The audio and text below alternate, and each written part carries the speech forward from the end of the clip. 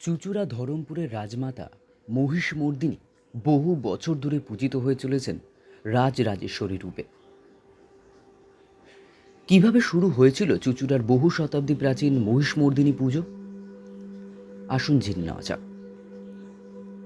সুপ্রাচীন কাল থেকেই ভারতে শক্তি পুজো প্রচলিত। প্রমাণাদি থেকে মনে হয় হরপ্পা সংস্কৃতির আমলে দেবী পুজো হতো। বৈদিক যুগে শক্তি পুজোর প্রচলন ছিল। মহাভারতেও দেবী উপাসনার কথা আছে। কৃত্তিবাসের রামায়ণে রাবণ ও রাম উভয়ই দেবী ভক্ত ছিলেন। বিভিন্ন পুরাণাদিতে শক্তিবাদের কথা আছে। মহিষাসুর প্রভৃতি অসুর বধের কাহিনীরও উল্লেখ আছে। শাক্ত ভাবের প্রভাব ভারতের সর্বত্র দেখা গেল, তার ভাবের প্রবল প্রবাহ বাংলাদেশেই দেখা যায়। ষোড়শ শতক থেকে বাংলাদেশে দুর্গাপুজোর প্রচলন বেড়েই চলেছে। বাংলার গ্রামে গ্রামে চণ্ডী মণ্ডপে প্রতিমায় দুর্গাপুজো হতে শুরু করে এবং এখনও হয়েই চলেছে বাঙালির জাতীয় প্রধান উৎসব হিসেবে।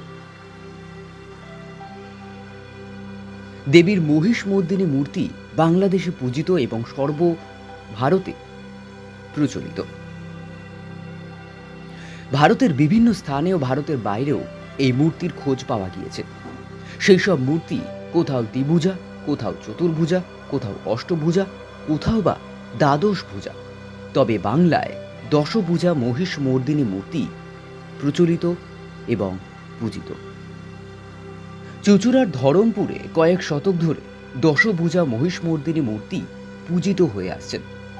খ্রিস্টীয় চতুর্থ শতকে মহিষমর্দিনী মূর্তি মধ্য ভারতের উদয়গিরি গুহাতে পাওয়া গিয়েছে। সুতরাং ধরে নেওয়া যেতে পারে এই দেবীর পুজো তখন থেকেই প্রচলিত। ধরমপুরে দেবীর মৃন্ময়ী মূর্তির পুজো কোন সময় থেকে শুরু হয়েছে তা বলা শক্ত। বাংলাদেশে শক্তি উপাসনা হিসেবে দুর্গাপুজোর প্রচলন শুরু হয় অধ্যাপক অশোকনাথ শাস্ত্রীর মতে খ্রিস্টীয় দশম একাদশ শতাব্দী থেকে। অত প্রাচীন না হলেও মহিষমর্দিনী পুজো ধরমপুরে প্রচলিত হয় খ্রিস্টীয় অষ্টাদশ শতকের প্রথমার্ধে কোনো এক সময়। কেননা বন্দর সপ্তগ্রাম ধরমপুরের নিকটেই ছিল। জলপথে সাগর পাড়ের বিদেশি ইউরোপীয়দের আগমন শুরু হয়ে গিয়েছে। তারা বাংলার ধর্ম, সমাজ, সংস্কৃতিতে রূপান্তর ঘটাচ্ছে। স্থলপথে মুসলমান আক্রমণ অনেক আগে থেকেই শুরু হয়েছে। আর্থসামাজিক ক্ষেত্রে তারাও আনছে নানান অনাকাঙ্ক্ষিত পরিবর্তন। বর্গী বা মারাঠি দস্যুরাও মাঝে মাঝে ঝড়ের বেগে এসে সব তছনছ করে দিচ্ছে। এর বিরুদ্ধে প্রতিরোধ গড়ে তুলতে হিন্দু বঙ্গবাসীরা অনন্য উপায় হয়ে শক্তি উপাসনার পথ নেয়। শুরু হয় দেবীর আরাধনা দেবী মহিষমর্দিনী রূপে। দেবী শক্তির শক্তিতে শক্তিমান হয়ে হিন্দু সমাজ সংস্কৃতিকে ধ্বংসকারী অসুররূপী বিদেশি শক্তিকে পরাভূত করে নিজ ধর্ম সংস্কৃতিকে স্বমহিমায় অধিষ্ঠিত করাই ছিল মূল উদ্দেশ্য। এই মহান উদ্দেশ্য সাধনে উজ্জীবিত হয় যারা এই মাতৃ উপাসনা শুরু করেছিলেন, তাদের নাম ধাম আমাদের কাছে আজও অজানা। সেই অজানা ব্যক্তিদের উদ্দেশ্যে আমরা শুধু সশ্রদ্ধ নমস্কারই জানাতে পারি। অন্যমতে বাংলায় বৌদ্ধ ধর্মের প্রভাব কমে আসার সময় পুনরায় হিন্দু দেবদেবীর পুজোর প্রচলন হয়। সেই সময় হুগলির ধরমপুরে ধর্ম ঠাকুরের পুজো শুরু হয়। পরে সেই প্রভাব কমে এলে প্রায় ৩০০ বছর আগে ধরমপুর এলাকার মানুষ মহিষমর্দিনীর পুজোর প্রচলন করেন। হুগলি জেলার ইতিহাস ও বঙ্গ সমাজ গ্রন্থ তাতে এমনটাই উল্লেখ করেছেন সুধীর কুমার মিত্র।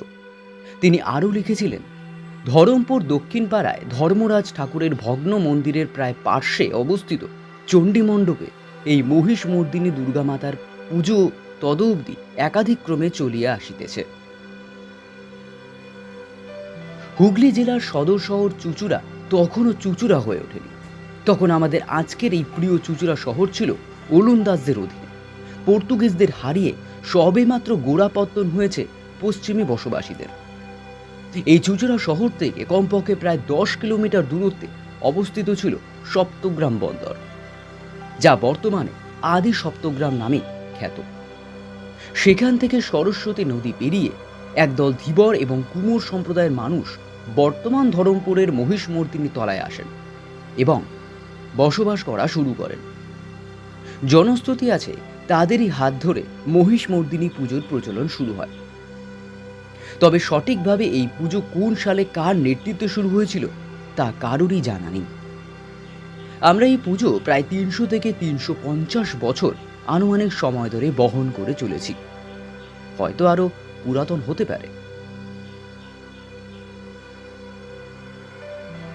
কলমে মহিষমর্দিনী পুজোর অন্যতম ধারক ও বাহক সভাপতি ও অধ্যাপক শ্রী নন্দদুলাল বন্দ্যোপাধ্যায় মহাশয়।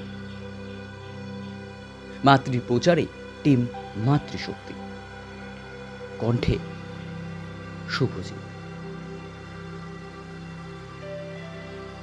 এই অডিও স্টোরিটি কেমন লাগলো কমেন্টের মাধ্যমে জানাতে পারেন, লাইক করতে পারেন, শেয়ারও করতে পারেন। যদি চ্যানেলটিকে ভালো লাগে তাহলে চ্যানেলটিকে সাবস্ক্রাইব করতে পারেন। শুভজিৎ ভয়েস, এখানে যা বলা হয় তা বর্ণে বর্ণে সত্যি। ধন্যবাদ।